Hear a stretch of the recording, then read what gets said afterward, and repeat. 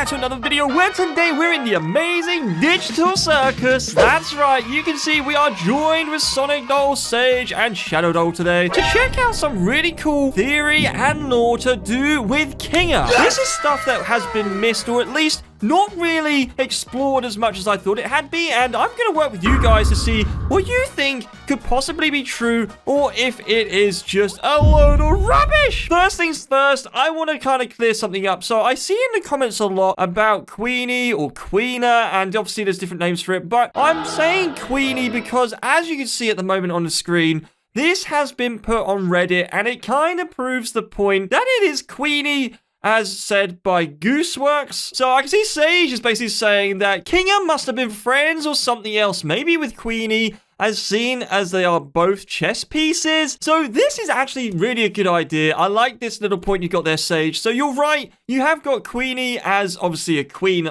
based off the chessboard. Now, the thing is with Queenie and KINGER is when we first start and look at the video, Queenie has already been abstracted. She's already got the X symbol across the door. And yeah, that means that they've been abstracted. That's what we understand at the moment. But I have a feeling that these two had come into the digital world at the same time, which is why they both became chess pieces. But Sage is saying maybe they were related when they both wanted to try out a new VR game. Now, this is also a possibility. We know the fact that KINGER has been in the game, at least in this area, the longest. And because of this, he's probably seen quite a bit in his time, especially with all of the different abstractions. Because when we look through this clip again, you can see there's quite a few other characters that have already been abstracted before this episode, before Pomni even gets into this world. You know, so what we kind of discover with her in this video. And it does seem like he's kind of lost his mind a little bit. But Queenie has obviously done a disappear and had become abstracted. Now, I've got Sage saying, Dizzy, what is up, Sage? He's saying Sonic Doll just pointed something out. What's he pointed out? Sonic Doll, what have you got? So Sonic Doll was actually saying, if we look at KINGER and Queenie, they are different colors in chess. It's a different team, aka they're actually enemies to each other. Not necessarily like husband and wife or boyfriend and girlfriend, as we potentially think they are. But the thing to follow up with KINGER, now obviously as we see him, he seems like he's a little bit absent. He's kind of lost his mind a little bit with some of the ways he answers the questions, and obviously how slow he is to respond. As you see in several clips, you have people that just talk to him. He's silent, he's looking blankly, and then boom, out of nowhere, he jumps out of his skin. But I don't understand at this point how he's managed to survive this long without turning into the abstracted, because really,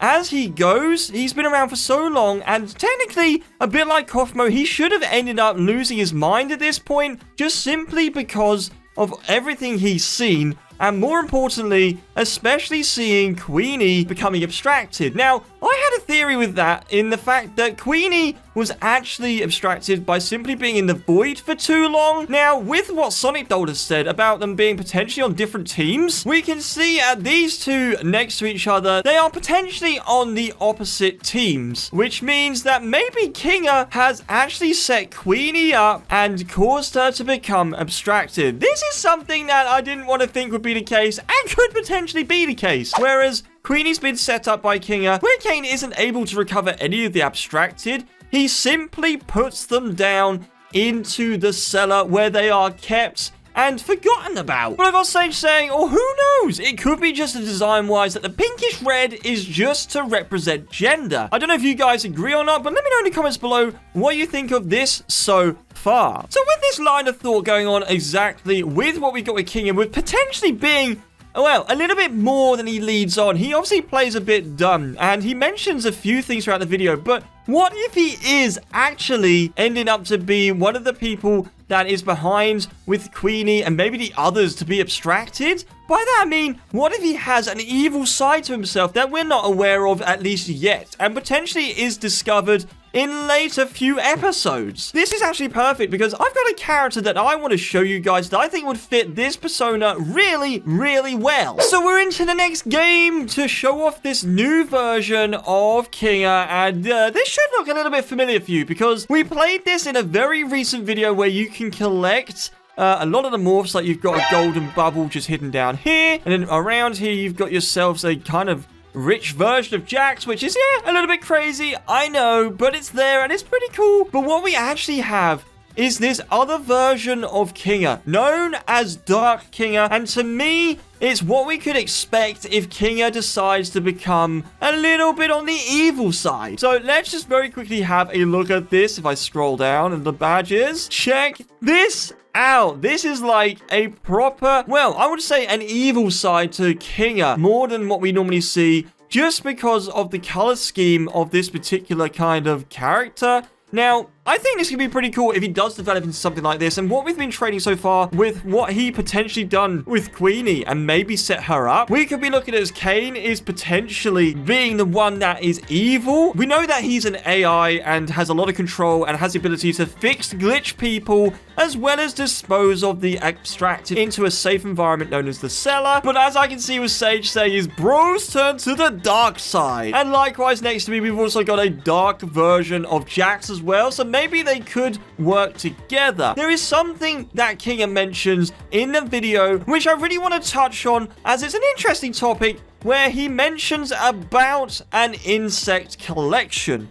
Now, to you and I, we'll probably very quickly look at it and be like, oh, why does he care about some bugs? Why does he care about some insects? What is even this got to do in this weird digital place? But there is actually a bit more of a meaning behind this, where actually, if you look at it from a programmer's point of view, this actually has an actual meaning on the terms of bugs. So, in this digital world, he mentions about an insect collection. He misheard it, and in the term of programming, these are basically issues in the code. That's what a bug is. It's something that's not meant to be there, and it's causing an issue which gives you some kind of horrible results, which is not wanted. But it does mean that Kinger could potentially be, given that he is one of the oldest characters, he got brought into this world very early on, he could actually be either a developer of the game and got brought in and hasn't been able to escape yet, or potentially he could be a beta tester testing out the game and obviously being sat at his PC wanting to test it out. He put the VR gear on and he got absorbed into this world. But following up with that, we've got Sage saying that he must have been trying to find bugs, but he's saying, Dizzy, I got a brain theory. What is your brain theory, Sage? If he was a beta tester,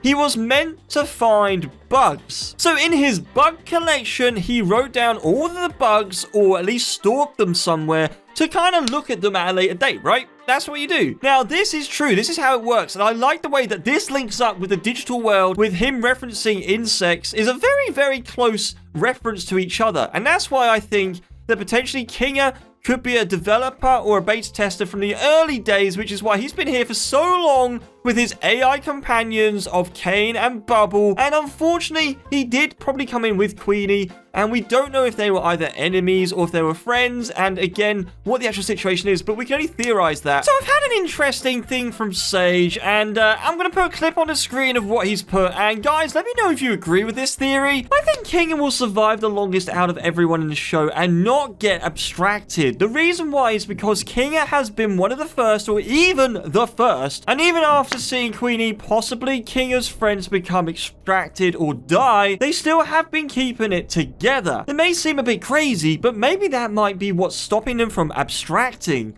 like the incomprehension of the digital world. But actually, honestly, that is a really good point. Maybe that is Kinger's way of not getting abstracted, and that is to basically just switch off his mind and kind of just not taking much notice of what's around him, because if he overthinks it, well, he's going to end up a bit like Kaufmo and become abstracted, because that's how you go insane. You overthink, you start going a bit insane and crazy, and then you're done for. But honestly, I like this theory. Guys, let me know in the comments below if you have any theories of your own to do with the amazing digital circus, or what you thought about this theory by Sage. But okay, guys, that's where I'm going to leave the video today. If you like, remember to hit the like button, subscribe if you've done so already, because it's super appreciated. And we will catch you in the next video. Remember to boot the snoot. Bye!